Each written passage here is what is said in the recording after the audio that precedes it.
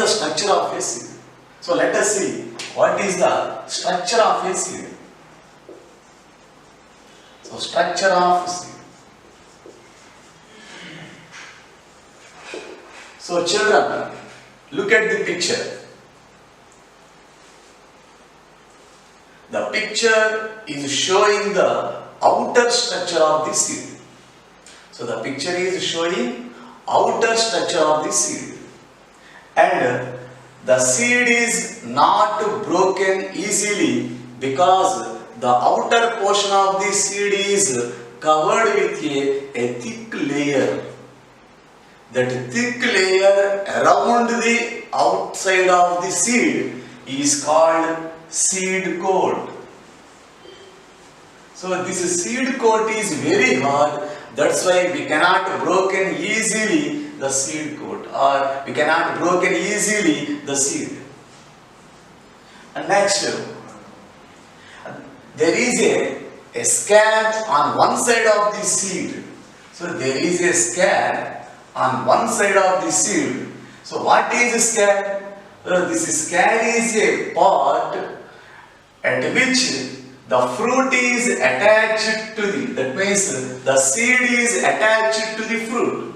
So scab means it is a part where the seed is attached to the fruit. So attached to the fruit. So at one side of the seed there is a scab.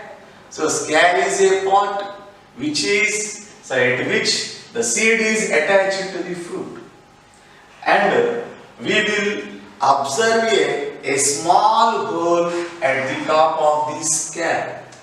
So we will observe a small hole at the top of a scab, and that hole is called micropyle. So micropyle. So through this micropyle the water enters into the seed.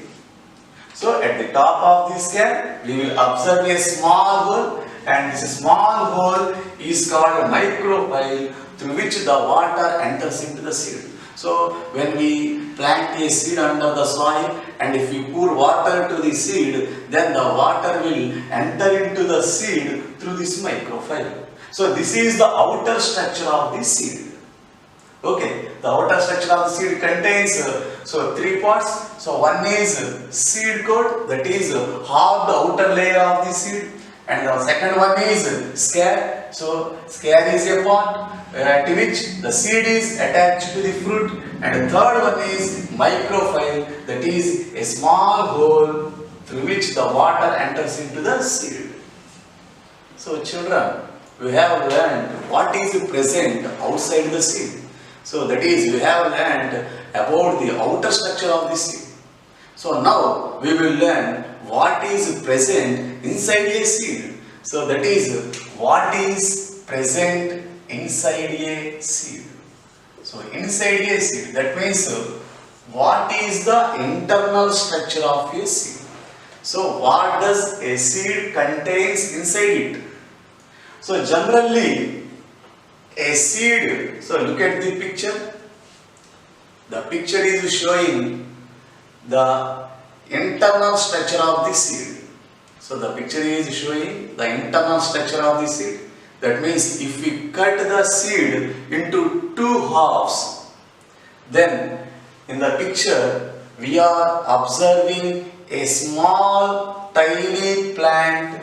That tiny plant is called embryo. So if we cut the seed into two halves, we will observe a small tiny plant. This small tiny plant is called embryo. So it is called embryo. And this embryo has two parts.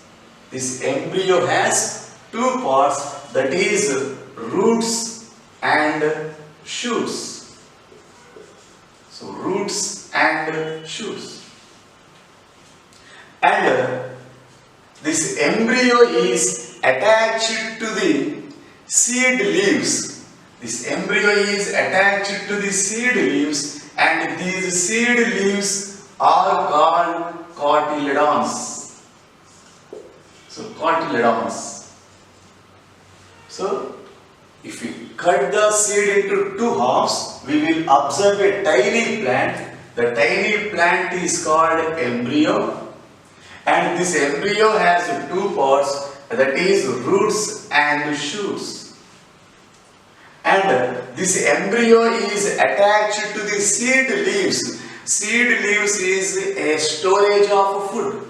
So seed leaves are nothing but storage of food. That means food for the embryo. So that seed leaves are called cotyledons. The seed leaves are called cotyledons. So actually the seed is inactive and it has no life. So when we give air, water and warmth, then the water enters into the seed and the embryo begins to grow.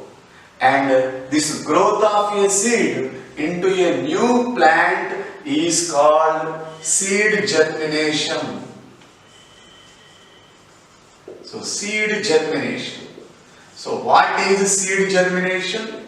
So at the beginning the seed has no life, and if we give air, water and warmth to the seed, the water enters into the seed through the micropyle and the embryo begins to grow.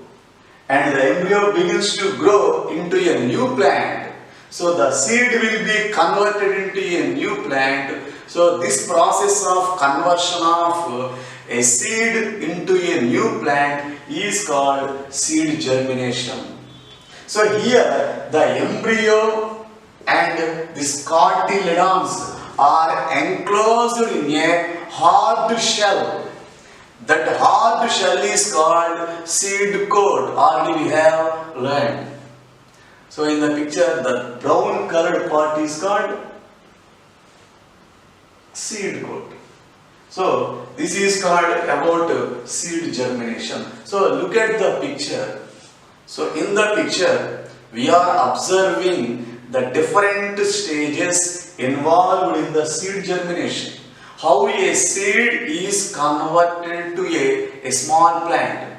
So if you carefully observe the picture, so in the picture, in the first stage, so if we plant a seed in the soil, so that is the first stage, and if we pour water to the seed, the water enters into the seed through micropyle, and after 1 or 2 days, so the embryo begins to grow, and at the beginning the roots will come outside and the roots will grow and the roots will go deep into the earth. In the third stage, the hard outer layer around the seed, that means the seed coat will be removed, and that seed coat will be removed and cotyledons are come outside the soil. And in the fourth stage, the cotyledons and the shoots are converted into leaves. So these are the different stages of conversion of a seed into a plant. This is called seed germination. So in the picture, we are observing the stages of conversion of a seed into a seed plant. So in the first stage, the seed is inside the soil. In the second stage, first the roots will be grown up. In the third stage, next the shoots will be grown up and come outside the soil. In the fourth stage, the shoots will be converted into leaves that we will observe a small plant. So this is about seed germination. So children, up to now we have discussed about the seed, that is how seed is produced and what is the structure of the seed. So that is what is the outer structure of the seed and what is the inner structure of the seed. That means what is present outside the seed and what is present inside the seed, and how a seed is converted into a plant, that is about seed germination. Now we are going to discuss about seed dispersal. So seed dispersal. So seed dispersal. So in the previous topic we have already learned that some plants produces fruits having one seed and some plants produces fruits having so many seeds. So if all the seeds produced by the plant are fell down on the soil, and if all the seeds which are fell down on the soil are grown up, what happens? So actually this is not takes place in our nature. That means all the seeds produced by the plants are not growing at the mother plant. That means not growing at the same place. Why? Because if all the seeds are grown up at the same place, that means at the mother plant, then there will be a crowd. So there will be a crowd of plants and there will be no proper growth of the plants. So if all the seeds are grown at the same place, then crowding will take place. So because of crowding, the plants will not grow properly and healthily. And there will be competition among those plants for light, air and water. So this is not actually takes place in our nature. So all the seeds produced by the plant are not growing at the same place. That means at the mother plant. So the plants that produced, so the plants are producing different seeds, that is so many seeds, and these seeds should be dispersed. That means the seeds should be thrown away to different places from the mother plant. So the plant, that means the seeds produced by the plants should be scattered to distant places from the mother plant. So this scattering of seeds and fruits produced by the plant to distant places, that means to large places, is called seed dispersal. So what is seed dispersal? So the scattering of seeds and fruits produced by a plants to a distant places or to a longer places is called seed dispersal. So the plants will disperse their seeds. The plants disperse their seeds. So the dispersal of seeds mainly depends upon three factors. So the dispersal mainly depends upon three factors. That is, one is size of the seed. So size of the seed. And the second one is shape of the seed. And the third one is color of the seed. Color of the seed. So the dispersal of seeds takes place depending upon these three factors. So the dispersal of seeds depends upon size of the seeds and shape of the seeds and color of the seeds. So these three factors determines the way by which the seeds will be dispersed. So the method of seed dispersal mainly depends upon size, shape and color of the seeds. So there are mainly four methods of dispersal of seeds. There are four methods of seed dispersal. So four methods. The four methods are, so one is wind dispersal.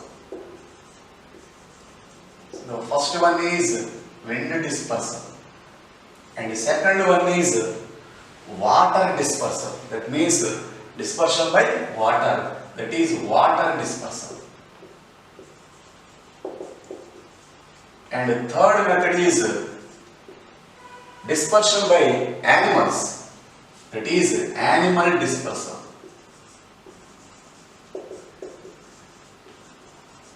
And fourth one is dispersion by explosion. So dispersion by explosion. So these are the four methods of dispersal of seeds. So the method of dispersal depends upon size of the seed, shape of the seed, and the color of the seeds. So first one is wind dispersal. So what is wind dispersal? So now let us discuss about what is wind dispersal.